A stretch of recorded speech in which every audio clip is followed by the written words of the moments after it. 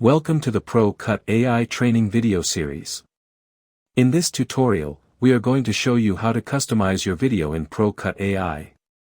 Once you upload your video from local, your auto captions will be generated.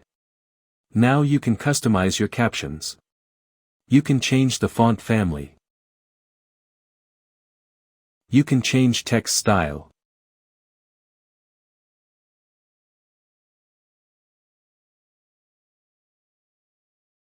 Position.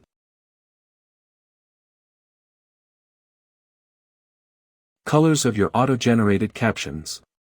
Choose a base color for the overall text color. Highlight text color for your highlighted text. You can add showdown and uppercase letters. You can add caption slides to your video.